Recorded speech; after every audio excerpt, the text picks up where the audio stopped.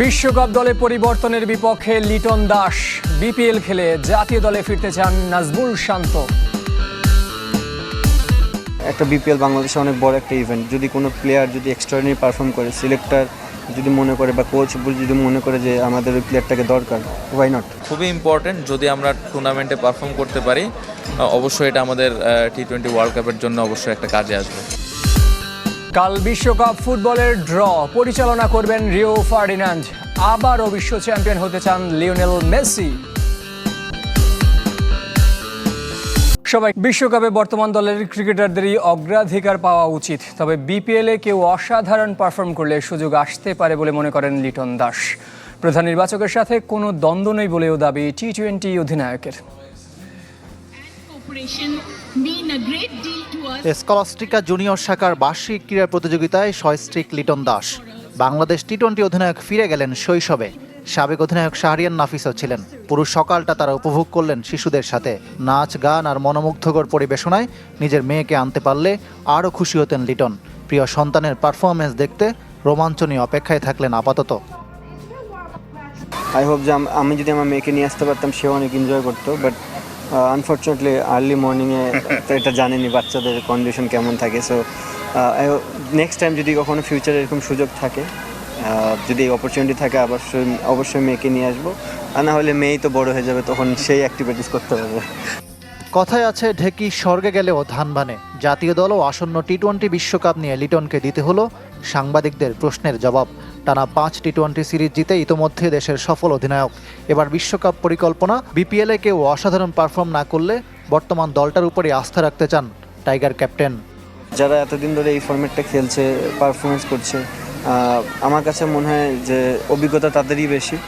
তারপরেও এখন একটা বিপিএল বাংলাদেশে অনেক বড় একটা ইভেন্ট। যদি কোনো প্লেয়ার যদি এক্সট্রাঅর্ডিনারি পারফর্ম করে, সিলেক্টর যদি মনে করে বা কোচ যদি মনে করে যে আমাদের ওই প্লেয়ারটাকে দরকার, ওয়াই নট। বাংলাদেশের সবার জন্যই তো ওপেন জায়গা।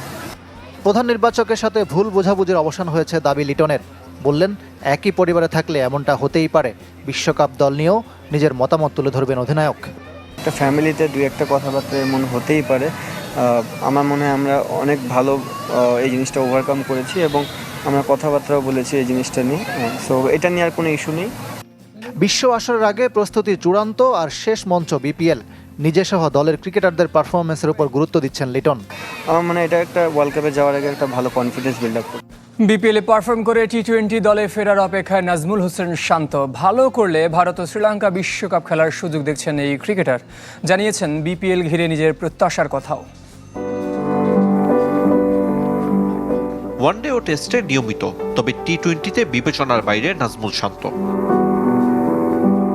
ওয়েস্ট ইন্ডিজ, আয়ারল্যান্ড সবশেষ 2 সিরিজে ছিলেন না শর্টার ফরম্যাটের স্কোয়াডে।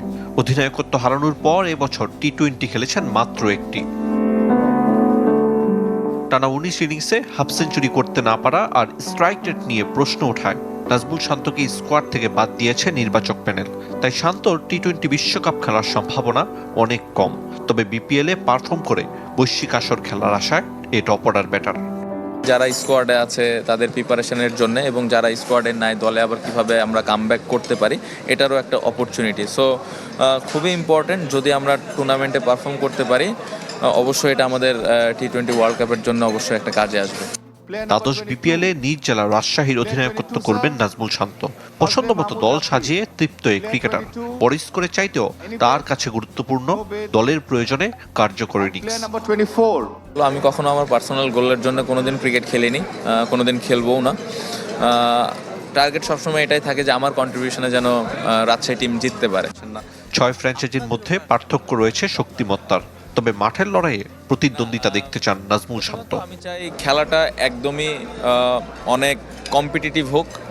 সবাই তো জেতার জন্যই খেলে, বাট আমি চাইবো যে খেলাটা অনেক ফেয়ার হোক এবং প্রত্যেকটা দল যে চ্যাম্পিয়ন হইতে চায় এই জিনিসটা যেন মাঠের মধ্যে দেখা যায়।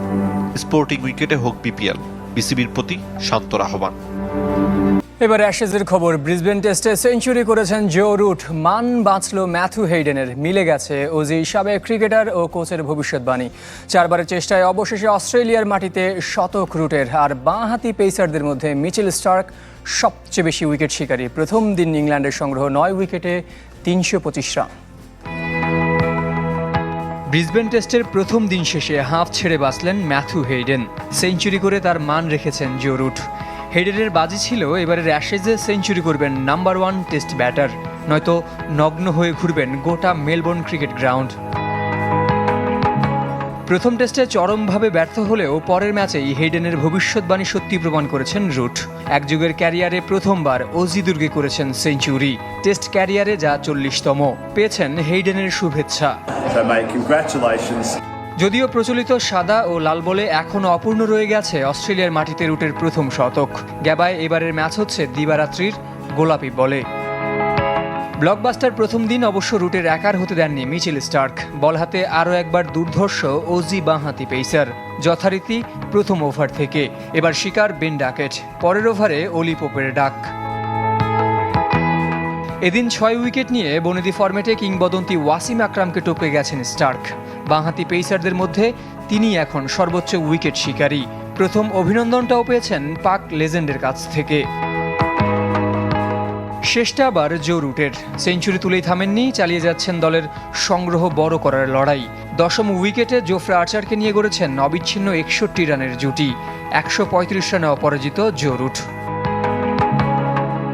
ইতিহাস গড়ার ম্যাচে আছে বাংলাদেশের নামও। শরফুদ্দুল ইবনে শহীদ প্রথম বাংলাদেশি হিসেবে সামলেছেন অ্যাশেজে অনফিল্ড আম্পায়ারের দায়িত্ব। এবার ফুটবল প্রসঙ্গ। কাল শুরু হচ্ছে লাতিন বাংলা সুপার কাপ। উদ্বোধনী ম্যাচে ব্রাজিলের দল সাও বার্নার্দোর মুখোমুখি স্বাগতিক বাংলাদেশের রেড গ্রিন ফিউচার স্টার। জাতীয় স্টেডিয়ামে সন্ধ্যা 7টায় শুরু হবে এই ম্যাচ। টুর্নামেন্টের তৃতীয় দল আর্জেন্টিনার আতলেতিকো চার্লোন ক্লাব। দুপুরে রাজধানীর একটি হোটেলে সংবাদ সম্মেলন করেছে 3 দল। ব্রাজিল ও আর্জেন্টিনা দল চ্যাম্পিয়ন হতে চাইলেও বাংলাদেশ কোচ ইমরুল হাসান জানিয়েছেন লাতিন ফুটবলারদের সাথে খেলে অভিজ্ঞতা অর্জনই লক্ষ্য। সফরত দুদেশের ক্লাব দল আসলেও বাংলাদেশের red and green future team মূলত অনূর্ধ্ব 17 দল। সদ্য সমাপ্ত এশিয়ান কাপ বাছাই খেলা দলের 19 ফুটবলার রয়েছেন এখানে, বাকি 4 জন প্রবাসী। 8 ও 11 ডিসেম্বর সুপার কাপের বাকি 2 ম্যাচ।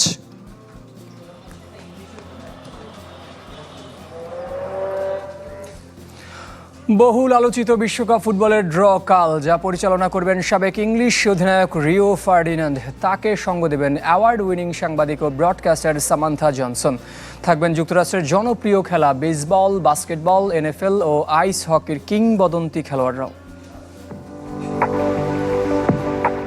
যুক্তরাষ্ট্রের একাধিক শহর ঘুরে স্বর্ণালী ট্রফি এখন ওয়াশিংটন ডিসিতে, যা শোভা পাচ্ছে ঐতিহাসিক জন এফ কেনেডি সেন্টারের সামনে। এখানেই শুক্রবার জমকালো আয়োজনে নির্ধারিত হবে 2026 বিশ্বকাপ ফুটবলে কে কার প্রতিপক্ষ। আলোচিত ড্র অনুষ্ঠান পরিচালনা করবেন সাবেক ইংলিশ অধিনায়ক এবং ম্যানু কিংবদন্তি রিও ফার্ডিনান্ড। গুরুদায়িত্ব পেয়ে উচ্ছ্বসিত সাবেক এই ডিফেন্ডার। এ ধরনের ঐতিহাসিক ড্র অনুষ্ঠান পরিচালনার দায়িত্ব পেয়ে আমি গর্বিত। ফুটবলই আমার ধ্যান জ্ঞান। ভিন্ন পরিচয়ে ফুটবলের সাথে সম্পৃক্ত হতে পেরে অবিশ্বাস্য লাগছে। ফার্ডিনান্ডের কোহোস্ট হিসেবে থাকবেন 2 দশক ধরে সাংবাদিকতায় ভূমিকা রাখা পুরস্কার বিজয়ী সামান্থা জনসন। জাতিসংঘের গুরুত্বপূর্ণ অনুষ্ঠান পরিচালনা করার অভিজ্ঞতা আছে আল জাজিরার এই ব্রিটিশ জ্যামাইকান সাংবাদিকের।